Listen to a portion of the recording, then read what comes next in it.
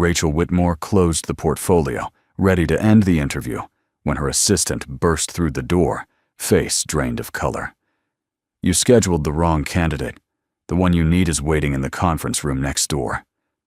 The man across from her, Ethan Carter, single dad, froze mid-breath, gripping his worn backpack like it might anchor him through the humiliation. He stood, already apologizing for something that was not his fault. Rachel could have let him leave. She could have followed protocol. Instead, she rose from her chair, walked toward him, placed her hand on his shoulder, a gesture no one in the building had ever seen her make, and said something that left the entire floor stunned into silence. Rachel Whitmore had built her empire on precision. Every meeting started on time. Every contract was airtight. Every decision was made without hesitation. At 36, she ran Whitmore Group with the kind of cold efficiency that made board members nervous and competitors respectful. She did not tolerate mistakes. She did not indulge sentiment. And she certainly did not allow anyone to waste her time. That morning, she sat in her corner office on the 42nd floor, scanning the resume of the next candidate. The position was for a senior operations manager, someone who could handle high-pressure situations and coordinate across departments without flinching. She had already interviewed 4 people that week. None of them had impressed her. This one, she hoped, would be different. The door opened. A man stepped inside, and Rachel looked up from the file. He was not what she expected. He wore a jacket that had seen better years, carried a backpack instead of a briefcase, and moved with the careful politeness of someone who had learned not to take up too much space. He looked tired, but not defeated. There was something steady in the way he held himself, like he had survived worse and kept going anyway. Rachel gestured toward the chair across from her. The man sat down, setting his backpack on the floor beside him, with the kind of quiet care people use when they cannot afford to replace things. She did not offer small talk. She never did. "Tell me about a time you handled a crisis under pressure," Rachel said, her tone flat and direct. The man blinked, then nodded. His voice was calm, almost too calm for someone sitting across from a billionaire CEO. "My daughter had a meltdown in the grocery store once. She was 4. I had 20 minutes to get home, make dinner, and get her to bed on time because she had school the next day. I couldn't yell at her. I couldn't rush her. I just had to figure out what she needed and meet her where she was." Rachel stared at him. That was not the answer she had been expecting. She had asked about crisis management, and he had told her about parenting. She waited for him to correct himself, to pivot into something more professional. He did not. "So what did you do?" she asked, her curiosity overriding her irritation. "I knelt down and asked her what was wrong," he said simply. "Turns out she was scared of the automatic doors. So I carried her out the side exit. Problem solved." Rachel leaned back in her chair, studying him. There was no bravado in his answer, no attempt to impress her. He had answered her question honestly, in his own terms. And somehow that honesty felt more solid than anything she had heard all week. She asked him another question, then another. Each time he answered with the same grounded sincerity. He talked about managing schedules, keeping promises, staying calm when everything fell apart. He never mentioned corporate strategy or profit margins.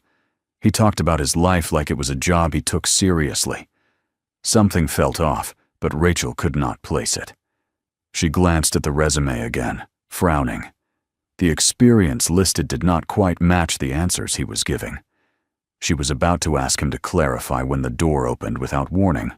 Her assistant, Claire, stood in the doorway, face pale and eyes wide. She looked like she had just realized she had made a terrible mistake. Rachel felt a cold knot tighten in her chest. "I'm so sorry to interrupt," Claire said, her voice thin and shaky. "But there's been a scheduling error. The candidate for the senior operations position is waiting in the conference room next door. This..." She glanced at the man, then back at Rachel. "This is Mr. Carter. He applied for the office support role. The interview was supposed to be with HR, not with you." The room went still. Rachel felt the weight of the mistake settle over her like a lead blanket. She had just spent 20 minutes interviewing the wrong person. The man, Mr. Carter, sat frozen in his chair, his face flushing red. He looked down at his hands, then at his backpack, then back at Rachel. He stood quickly, almost knocking the chair over. "I'm so sorry," he said, his voice tight with embarrassment. "I didn't realize. I thought—" He stopped himself, shaking his head. "I should go. I'm really sorry for the confusion." Rachel watched him gather his things, moving with the practiced speed of someone who had learned to disappear when things went wrong. He did not argue. He did not demand an explanation. He just accepted the mistake as if it were his fault, even though it clearly was not. That quiet acceptance bothered her more than the error itself.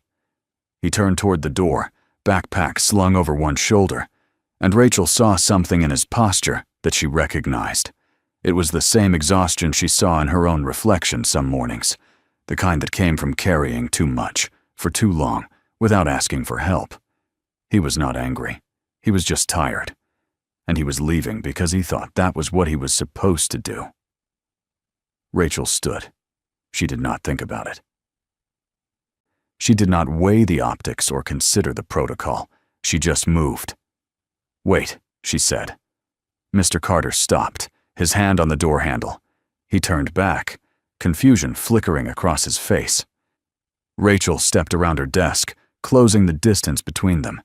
She did not touch him this time, but she stood close enough that he could not simply walk away. "You didn't do anything wrong," Rachel said, her voice quieter than usual. "This was our mistake, not yours." He nodded, but he did not look convinced. "I appreciate that, but I should still go. I need to pick up my daughter from school, and I'm already running late. She has a doctor's appointment at noon, and I promised I'd be there." Rachel glanced at the clock on the wall. It was 11:30 in the morning. She thought about the way he had answered her questions, the way he had talked about his daughter with the same seriousness most people reserved for board meetings. She thought about the steadiness in his voice, the absence of excuses, the way he had stayed calm even when everything around him had gone wrong. She made a decision. "What if I told you there's a position that might actually suit you better?" Rachel said. "Not the one you applied for. Something different." Mr. Carter looked at her like she had just spoken a language he did not understand. "I don't follow." "You came here looking for stable work," Rachel said. "I'm offering you a chance to prove you can handle it. A trial period, office coordination, scheduling, logistics, making sure things run smoothly when everyone else is panicking. It's not glamorous, but it's real work, and it pays better than what you applied for." He stared at her, and for a moment, Rachel thought he might refuse. But then he glanced at his backpack, at the worn strap he had been gripping so tightly, and something in his expression softened. "Why would you do that?" he asked. "You don't know me." Rachel met his gaze and did not look away. "I just spent 20 minutes watching you handle pressure without flinching. That's more than I can say for half the people I've hired in the past year." Mr. Carter stood there, weighing her words. Finally, he nodded. "When do I start?" "Monday," Rachel said. 9 o'clock. Don't be late." He almost smiled. It was a small, uncertain thing, but it was there. "I won't be." He left, and Rachel stood alone in her office, staring at the door he had just walked through. She did not know if she had just made the smartest decision of her career or the most reckless, but for the first time in a long time, she did not care about the answer. She had done something that felt right, and that was enough. Monday morning arrived with the kind of tension that follows a decision made too quickly. Rachel sat in her office, reviewing emails, but her mind kept drifting to the choice she had made on Friday. She had hired someone she barely knew, bypassing every protocol her company had in place. She had done it on instinct, and instinct was not something Rachel Whitmore trusted easily. By 8:45, the whispers had already started. Claire had mentioned the new hire to someone in HR, who mentioned it to someone in accounting. And now the entire floor knew that the CEO had personally interviewed and hired a man who had walked into the wrong room. The story had spread fast, twisting slightly with each retelling. Some versions made it sound like nepotism. Others made it sound like desperation. None of them made Rachel look good. Ethan Carter arrived at 8:58. Rachel saw him step out of the elevator, still carrying the same worn backpack, still moving with that same quiet care. He looked around the office like he was trying not to draw attention to himself, which only made people stare more. Claire directed him to a desk near the main coordination hub, a space usually reserved for junior staff who handled scheduling and logistics. He set his backpack down, pulled out a notebook, and sat down without fanfare. Rachel watched from her office doorway. She could see the glances, the raised eyebrows, the low conversations happening just out of earshot. She knew what they were thinking. They were wondering how someone like him had ended up here, sitting at a desk he had not earned through the usual channels. They were wondering if Rachel had lost her edge. She turned back to her office and closed the door. She had made her decision. Now she would see if it held. The first day passed without incident. Ethan kept his head down, asked questions when he needed to, and stayed out of everyone's way. He did not try to prove himself. He just worked. By Wednesday, he had learned the scheduling software, reorganized the supply closet, and fixed a recurring issue with the conference room booking system that had annoyed people for months. He did it without asking for credit. He just did it because it needed doing. But the whispers did not stop. If anything, they grew louder. Rachel overheard two junior managers talking in the break room on Thursday afternoon. She had gone to refill her coffee and found herself standing just outside the door, listening to a conversation she was not supposed to hear. "I'm just saying, it's weird," one of them said. His name was Greg, and he worked in operations. "She interviews the wrong guy and then hires him anyway? That's not how this place works." "Maybe he knows someone," the other one said. Her name was Jessica, and she handled client relations. "Maybe he's got some connection we don't know about." "Or maybe she just felt sorry for him," Greg said. "Single dad, struggling to make ends meet. Pulls at the heartstrings, right?" Rachel felt her jaw tighten. She stepped into the break room and both of them froze. She did not say anything. She just poured her coffee, met their eyes, and walked out. The silence behind her was louder than anything they could have said. Friday morning brought the real test. Rachel was in a meeting when it happened, so she did not see it unfold in real time. She only heard about it afterward, from 3 different people, each with their own version of the story. But the core of it was the same. A major client, the head of a logistics firm worth hundreds of millions of dollars, had arrived 30 minutes early for a 2 o'clock meeting. The reception desk had not been notified. The conference room was still occupied. The assistant who usually handled VIP arrivals was out sick. And the client, a man named Robert Brennan, who did not tolerate incompetence, was standing in the lobby looking irritated and ready to walk out. Ethan had been at his desk, working through a backlog of scheduling requests, when he noticed the commotion. He saw the receptionist panicking, saw the man in the expensive suit checking his watch, and he stood up. He did not ask permission. He just walked over. "Mr. Brennan?" Ethan said, his voice calm and even. "I'm Ethan Carter, office coordination. I apologize for the confusion. Your meeting was scheduled for 2, but I can see you're here early. Let me get you set up in a private lounge while we finish preparing the conference room." Robert Brennan looked at him, clearly weighing whether to be annoyed or impressed. "I don't like waiting," he said. "Understood," Ethan replied. "Give me 5 minutes. I'll make sure everything's ready. And I'll personally walk you to the room when it's time." Brennan considered this, then nodded. Ethan led him to a quieter area, offered coffee, and disappeared.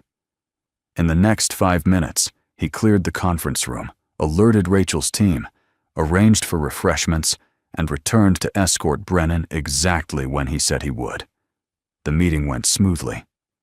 Brennan left satisfied, and Ethan went back to his desk like nothing had happened. Rachel found out about it an hour later. She called Ethan into her office, and he walked in looking vaguely concerned, like he thought he might be in trouble. She gestured for him to sit. "I heard what you did this afternoon," Rachel said. Ethan nodded. "I hope that was all right. I know I probably should have asked someone first, but there wasn't time." "You handled it perfectly," Rachel said. "Brennan is not an easy man to deal with. Most people would have panicked." Ethan shrugged. "I've dealt with worse. My daughter once locked herself in the bathroom 10 minutes before we had to leave for her school play. I had to talk her through unlocking the door, while also packing snacks and finding her costume. This was easier." Rachel almost smiled. She did not, but the impulse was there. "You're doing good work," she said. "Keep it up." Ethan stood, nodded, and left. Rachel watched him go, feeling something she had not felt in a long time. Relief. She had made the right call. But the relief did not last. The following Tuesday, everything fell apart. Ethan's daughter, Lily, got sick at school. The teacher called him at 11 in the morning, and Ethan took the call at his desk. Rachel saw his face change, saw the worry tighten around his eyes. He hung up and walked over to Claire. "I need to leave early today," he said quietly. "My daughter's running a fever, and the school needs me to pick her up." Claire glanced toward Rachel's office, then back at Ethan. "I'll let them know," she said. Ethan left within 10 minutes. He did not make a scene. He just grabbed his backpack and went. But the damage was done. By the time Rachel returned from a client call that afternoon, the whispers had started again. "He's only been here 2 weeks, and he's already leaving early. Must be nice to have special treatment. I had to work through my kid's flu last month. No one let me leave early." Rachel heard the comments secondhand, passed along by Claire, who looked uncomfortable delivering them. Rachel did not respond.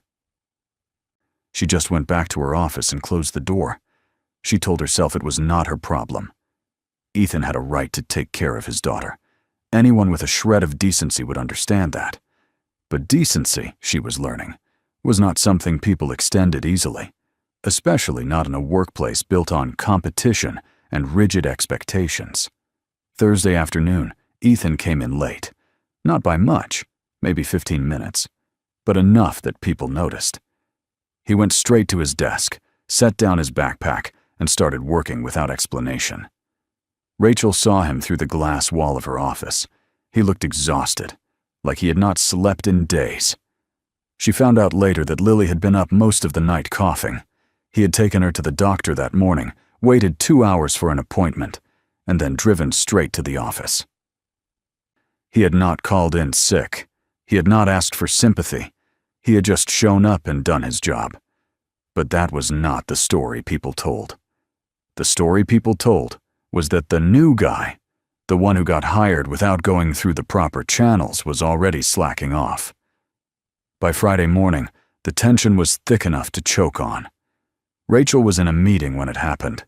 She did not see it unfold, but she heard about it immediately afterward.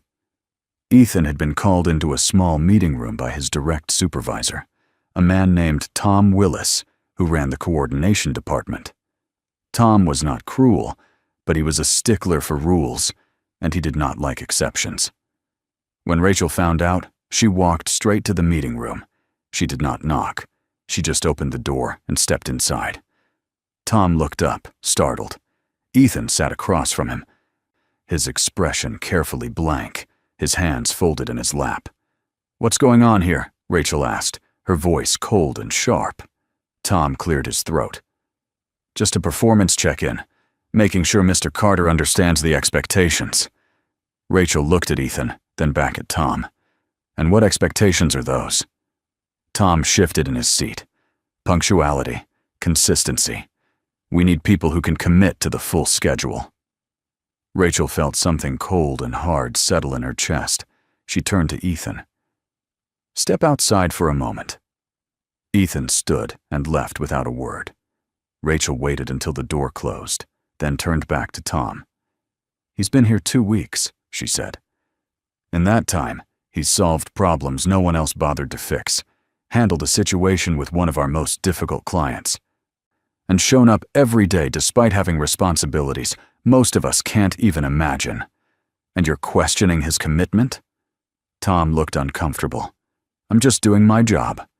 "Your job is to manage people, not punish them for being human," Rachel said. "If you have a problem with how I run this company, you can take it up with me directly. But don't take it out on someone who's doing exactly what I hired him to do." She did not wait for a response. She walked out, found Ethan standing in the hallway, and gestured for him to follow her. They walked back to her office in silence. She closed the door behind them and turned to face him. "I'm sorry that happened," Rachel said. Ethan shook his head. "It's fine, I get it. I don't fit here." "That's not true," Rachel said. "You fit better than most of the people on this floor. The problem is that they don't know how to handle someone who doesn't play by the usual rules." Ethan looked at her, and for the first time since she had met him, she saw something close to frustration in his eyes. "I'm not trying to break any rules. I'm just trying to take care of my kid and do my job. But it feels like I have to choose one or the other." Rachel felt the weight of his words settle over her. She thought about all the times she had demanded that people choose, that they sacrifice their personal lives for the sake of efficiency and profit. She had built her career on that belief, and now, standing in front of someone who refused to make that choice, she realized how hollow it sounded. "You shouldn't have to choose," Rachel said quietly, "and I'm going to make sure you don't." Rachel did not call a meeting. She did not send an email. She walked straight to the coordination department, where most of Ethan's colleagues were gathered around their desks, finishing up the day's work. The room went quiet the moment she stepped inside. People straightened in their chairs, closed their laptops, turned to face her. Rachel Whitmore did not visit the lower floors often, and when she did, it usually meant something had gone wrong. She stood in the center of the room and let the silence settle. Then she spoke, her voice calm but firm enough to carry weight. "I want to address something that's been circulating around this office," Rachel said. "There's been talk about Ethan Carter, about how he was hired, about whether he deserves to be here. I'm going to settle that right now." She saw a few people exchange glances. Tom Willis stood near the back, arms crossed, looking uncomfortable. Rachel did not look at him. She kept her gaze steady, sweeping across the room. "Ethan Carter was not hired because I felt sorry for him," Rachel continued.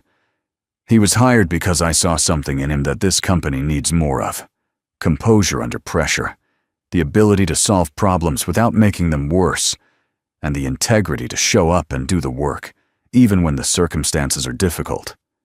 She let that sit for a moment, then went on. "I made a mistake when I interviewed him. That part is true. But the mistake wasn't hiring him. The mistake was assuming that everyone in this company would recognize competence when they saw it, instead of looking for reasons to discredit it." The room was still. No one spoke. Rachel could see the discomfort on some of their faces, the defensiveness on others. She did not soften her tone. "Ethan has a daughter. He's raising her on his own. That means sometimes he has to leave early. Sometimes he has to come in late. And if any of you think that makes him less committed to his work, then you're not paying attention, because in the time he's been here, he's done more to improve the way this department runs than most of you have done in months." Tom shifted his weight, looking like he wanted to say something but thought better of it. Rachel turned her attention to him directly. "And if anyone has a problem with the way I run this company, you're welcome to bring it to me.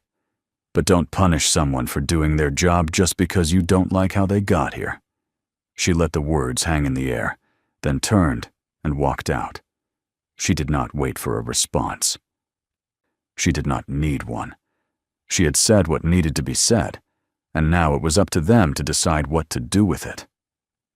When Rachel returned to her office, she found Ethan standing outside her door, waiting. He looked uncertain, like he was not sure whether he should still be there or if he should have already left. She gestured for him to come inside. They sat down, and Rachel leaned back in her chair, watching him. He looked tired, but there was something else in his expression now. Not gratitude exactly, more like cautious relief. "You didn't have to do that," Ethan said quietly. "Yes, I did," Rachel replied. "I hired you. That means I stand by the decision. If people have a problem with it, they can take it up with me." Ethan looked down at his hands, then back at her. "I don't want to be a liability." "You're not," Rachel said. "But I need to make sure you have what you need to succeed here. So let's be clear about expectations. You're in a coordination role. That means your job is to keep things running smoothly, handle logistics, and solve problems before they escalate. You've already proven you can do that." She opened a folder on her desk and slid a document across to him. It was a formal offer, outlining his position, his salary, and his schedule. The salary was higher than what he had originally applied for.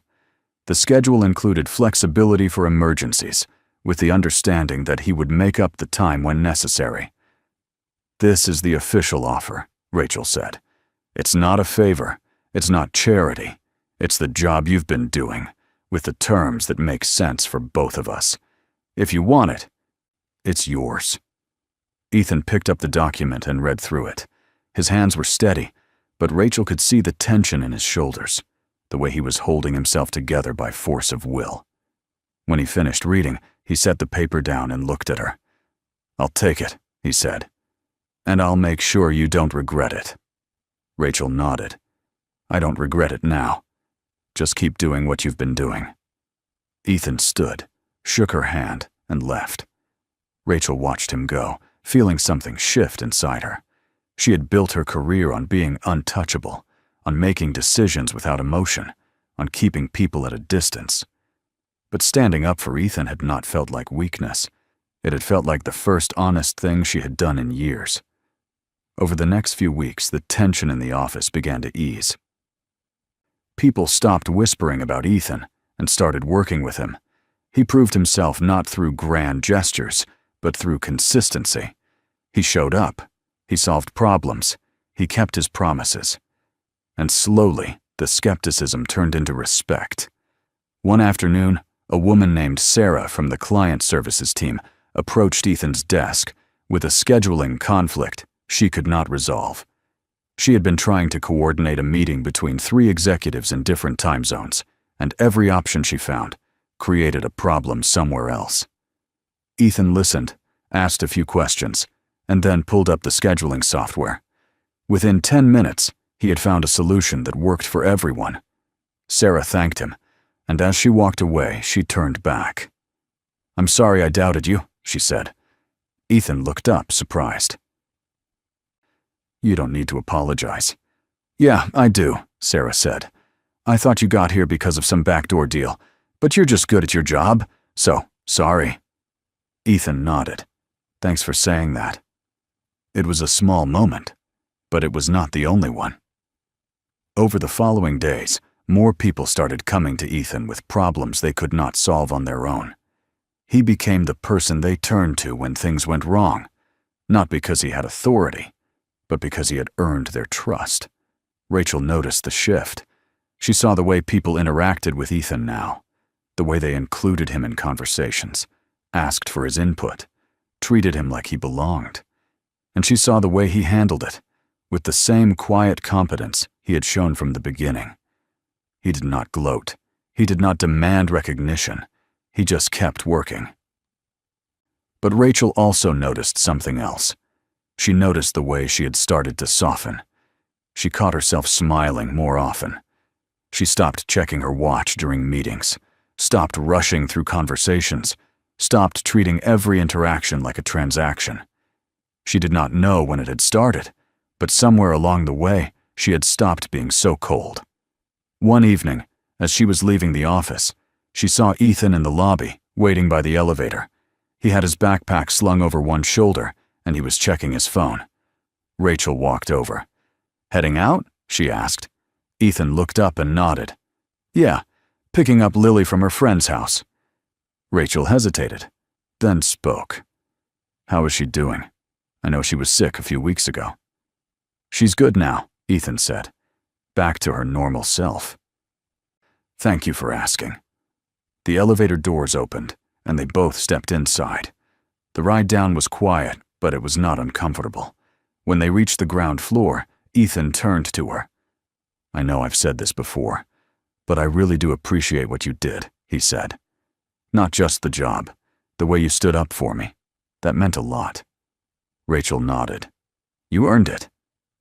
They walked out of the building together, and Rachel saw a small girl waiting near the curb, her hand held by a woman who looked like a neighbor. The girl had dark hair pulled into a ponytail, and she was wearing a bright pink jacket. When she saw Ethan, her face lit up. "Dad!" she called, running toward him. Ethan caught her in a hug, lifting her off the ground for a moment before setting her back down. He thanked the neighbor, then turned back to Rachel. Lily looked up at her with wide, curious eyes. "Lily, this is Miss Whitmore," Ethan said. "She's my boss." Lily straightened, suddenly serious, and extended her hand. "Good evening, ma'am." Rachel blinked, caught off guard by the formality. She shook the girl's hand, feeling something warm and unexpected settle in her chest. "Good evening, Lily. It's nice to meet you." Lily smiled, then turned back to her father. "Can we get ice cream on the way home?" Ethan laughed. "We'll see." They said their goodbyes, and Rachel watched them walk away, Ethan's hand resting gently on his daughter's shoulder, Lily chattering about something that had happened at school. Rachel stood there for a moment, alone on the sidewalk, and felt something she had not felt in years. She felt lighter, less burdened, less alone. She thought about the way she had built her life, the walls she had constructed to keep people out, the belief that success meant never needing anyone. And she thought about Ethan, who had walked into her office by mistake and shown her something she had forgotten. That strength was not about being untouchable. It was about showing up, even when things were hard. It was about taking care of the people who mattered. It was about being human. Rachel turned and walked to her car.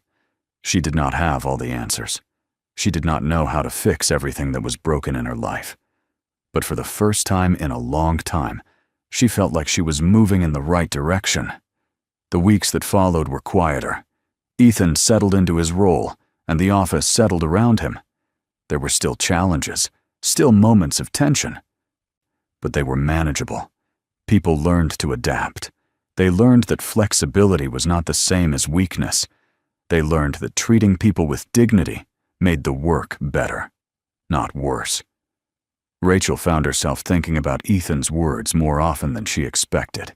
He had told her once that he was not just working for himself.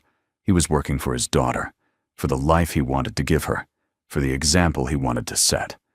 And Rachel realized that she had been working for nothing but herself for too long. She had built an empire, but she had built it alone, and the loneliness had started to hollow her out. She did not change everything overnight. She did not suddenly become warm and approachable, but she started making small adjustments. She stopped demanding that people sacrifice their personal lives for the sake of the company. She started listening more, judging less. She started trusting that people could be good at their jobs without being perfect.